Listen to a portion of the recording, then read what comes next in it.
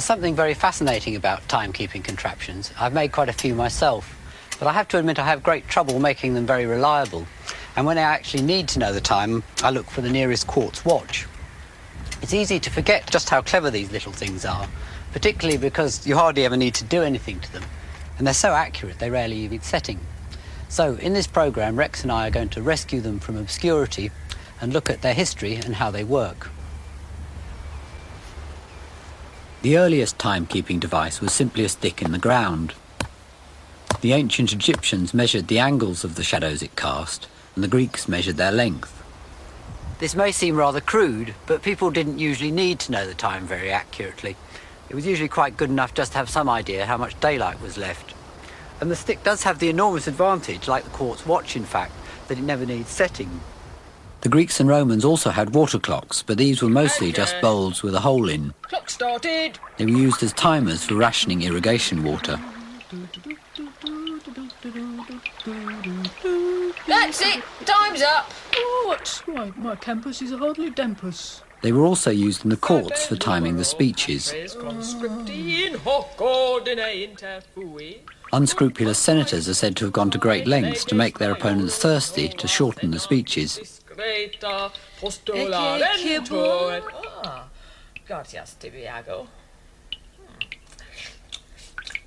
Et in ordine quisque agua.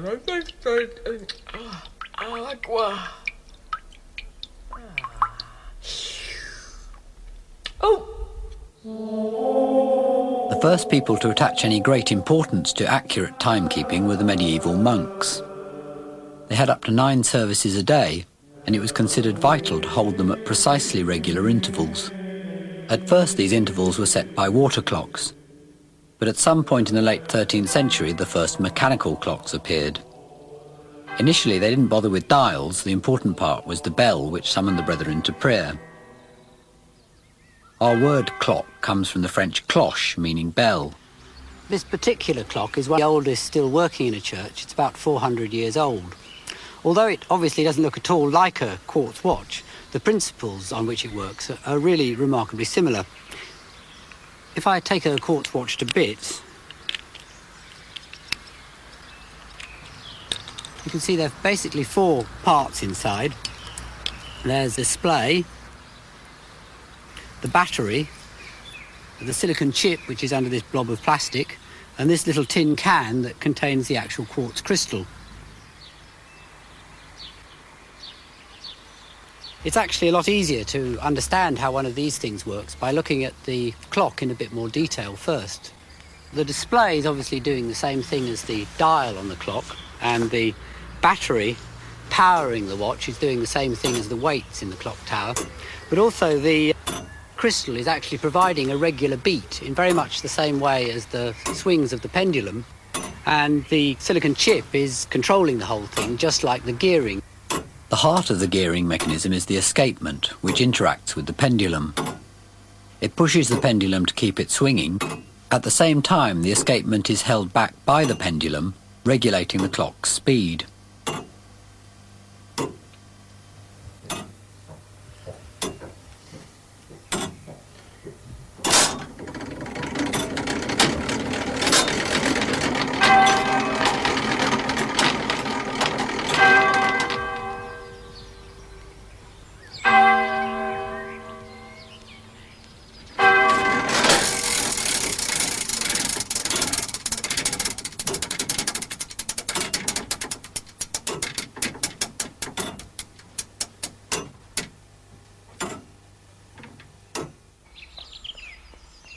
The properties of the pendulum were discovered by Galileo in 1590.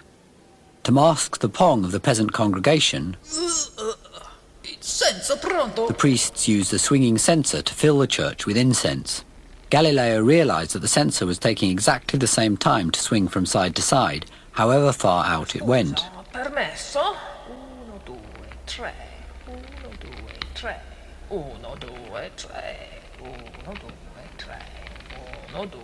He had trained as a doctor and used his pulse to time the swings.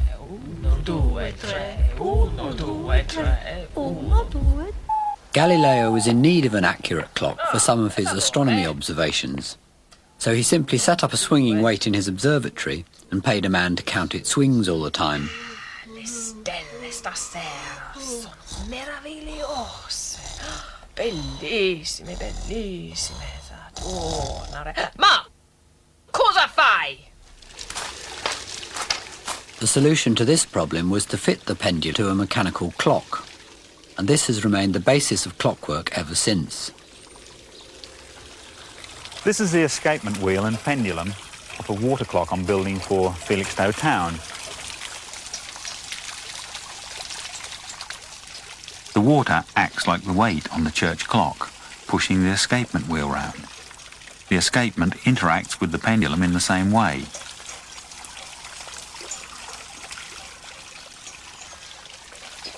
No matter how far the pendulum swings, it always takes the same time. The only way to alter it is to raise or lower the weight.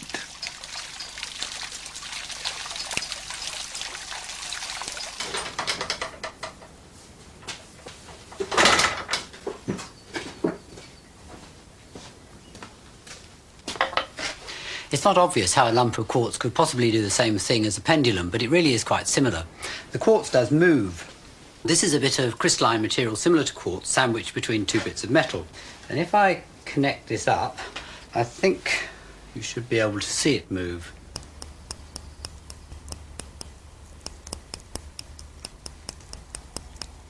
The electricity is making the quartz distort. This was discovered by Pierre and Marie Curie in the 1880s and called the piezoelectric effect. In the watch, it's used to make the crystal vibrate.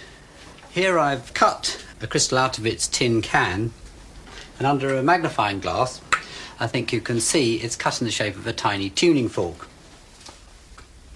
It vibrates in exactly the same way as an actual tuning fork.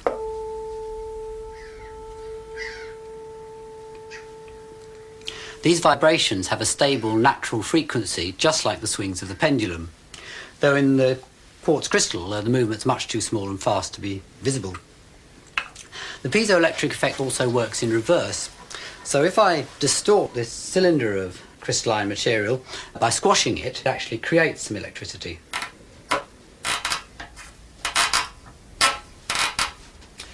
This is actually the crystal out of a piezoelectric gas lighter. And this is how these things work. This is also used in the watch. The battery powers the chip and keeps the crystal vibrating. This vibration creates stable electrical pulses which are fed back to the chip, interacting in a similar way to the pendulum and escapement. The chip then powers the display. Although this basic idea of a bit of vibrating quartz is really quite simple, it's only recently replaced clockwork, which had been continuously refined ever since its first monastic appearance in the 14th century. This collection is in Bury St Edmunds, and the curator is Lord Middleton. Well, from the early church clocks, the clocks quickly became much more elaborate and more lavishly decorated. When did the first portable mechanical watches or clocks? Around about the year 1450, by Peter Henlein. This is an example of one. You can see it's a fairly sizable machine, not exactly portable. You have to have a very tough pocket to put it in.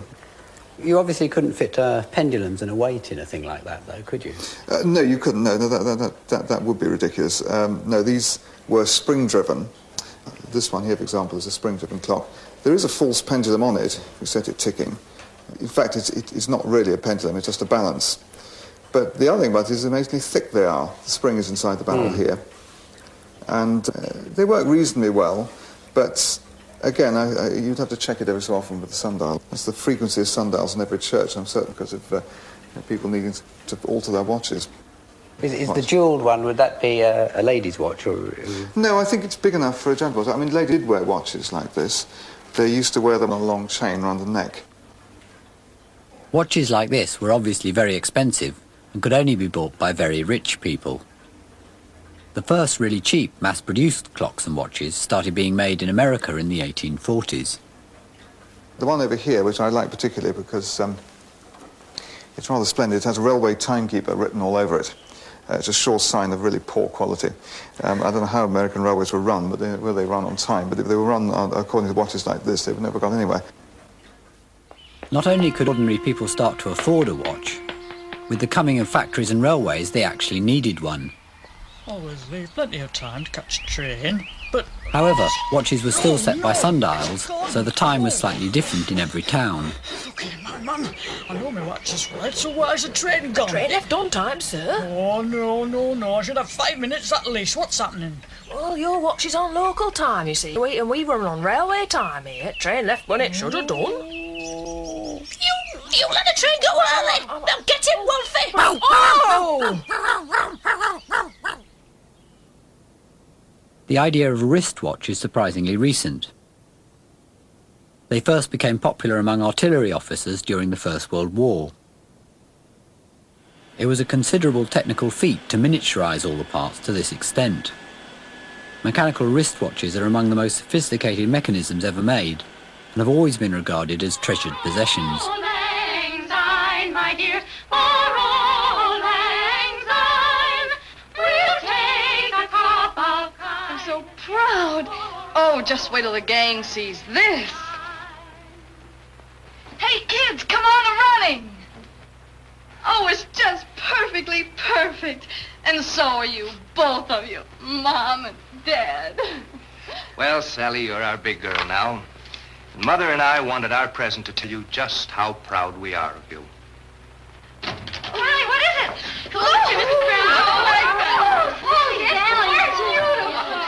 Today it may seem obvious that electronics provides a simpler way to miniaturize the watch. But it wasn't until the 60s that all the parts became small enough to make the idea practical. This is the first electric watch introduced by the Hamilton Watch Company in America in 1956. Inside, it doesn't really look very different from an ordinary mechanical watch. There's a little balance wheel, but there's a tiny electromagnet on it which keeps it moving backwards and forwards. The really remarkable thing was making a battery this small, though most of the development work on this was done by the military, mainly for use by spies and their radios. The next electric watch to appear was far more revolutionary. This is the Bulliver Accutron. It's got two tiny electromagnets you can see here. At the third stroke, it will be 4, 37 and 50 seconds. The Bulliver Accutron uses a new electronic timekeeping principle, a tuning fork. Listen. A tuning fork to give you accuracy to within a minute a month, guaranteed. Never bet against a Bulliver Accutron, the most accurate watch you can buy.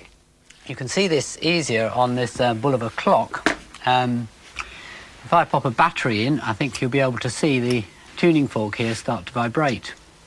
This really is an exact mechanical equivalent of the Quartz watch. The idea of using quartz was nothing new.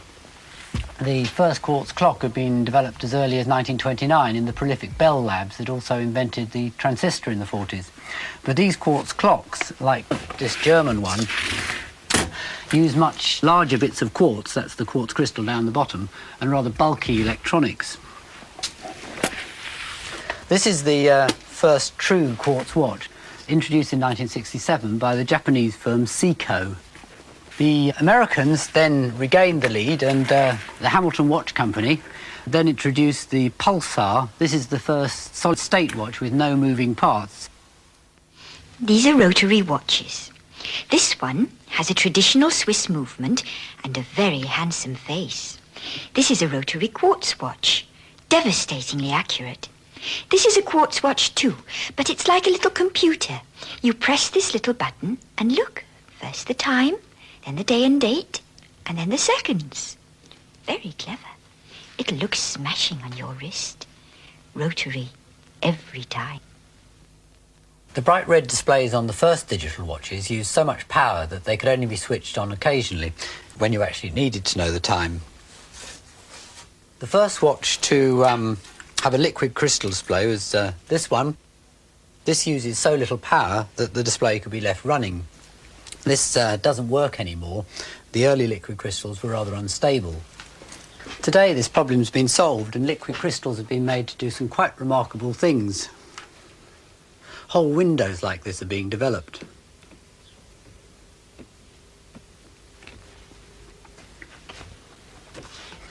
This is a bottle of liquid crystal. It's actually a liquid. And the watch display is made by sandwiching it between two bits of glass. I'll clip them in here and put a drop of liquid on top. It'll slowly seep into the gap. Oops. Mop up the surplus. Now, these two bits of glass are coated with a square of a transparently thin metallic layer that can conduct electricity. So if I now, connect it up, one on the top here, and one on the side, it doesn't appear to do anything at all. What we need to make a complete display is a pair of Polaroid sunglasses. If I hold one lens behind the other and rotate it, you can see it goes from light to dark. Well, if I now put the sunglasses in the clip as well, one lens in front of the sandwich and one lens behind, like that, and now I connect it up again, you should be able to see the electricity has the effect of polarizing the liquid crystal material. I can show you just how little electricity this needs to make it work. If I hold on to one wire, simply touching the cell with my other hand is enough to make it work, although the electricity has got to pass through the resistance of my body.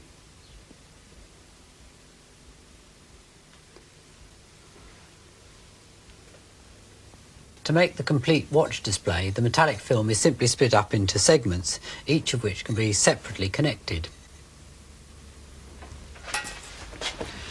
This liquid crystal display is all still connected up, but of course it's completely invisible until the Polaroids are in place. And a real watch display also needs a bit of aluminium behind to reflect the light.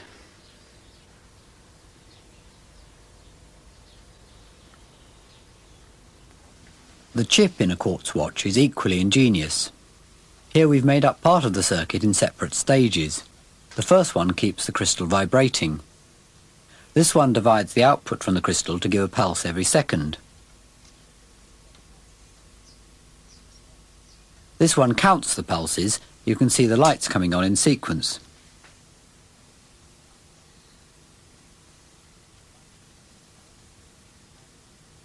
Finally, this one converts the count to a random-looking array of lights.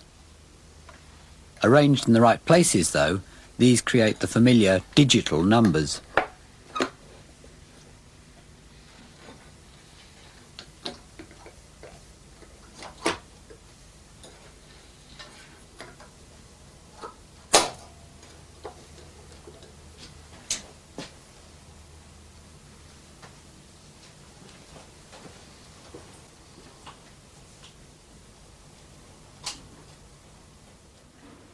The idea of a digital display wasn't new.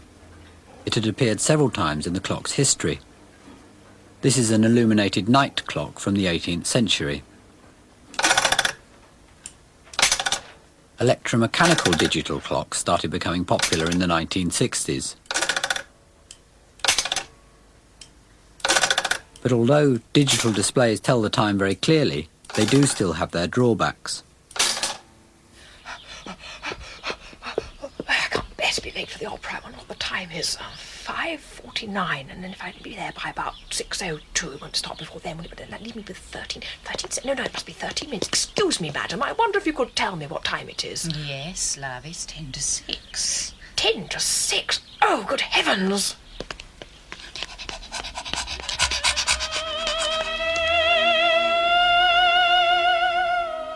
Excuse me. Oh, I say sorry.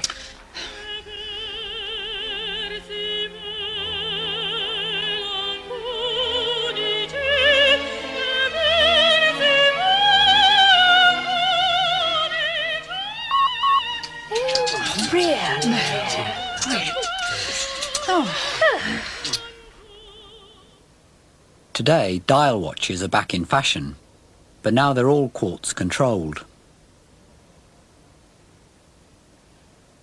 The crystal, the battery, and the electronics are almost the same as in the digital watch.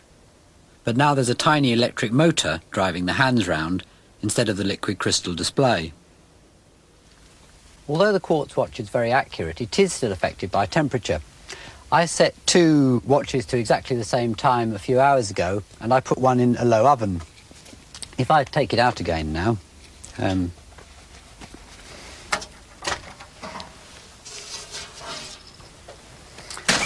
it looks a bit of a mess. Let's take this bit of plastic off, and the liquid crystal display goes completely black. It stops working above a certain temperature. But I think if I leave it to cool down now, you should be able to see that the quartz has been affected by the heat, and they no longer tell the same time.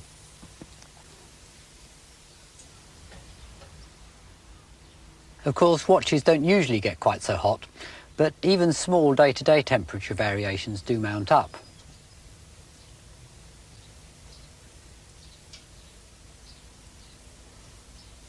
Keeping the quartz crystal at a precise, even temperature greatly increases the accuracy. This is a device for timing the accuracy of watches, and it has to be accurate to 1/100th of a second a day. It still works by quartz, but there's a tiny heating element inside which keeps the crystal at a very even temperature. I'm going to use it to compare the accuracy of a mechanical watch and a quartz watch. This is one of the most accurate mechanical watches ever made. It cost £8,000. And it is a work of art. If I put it on the block, have to wait a few seconds before it starts to read.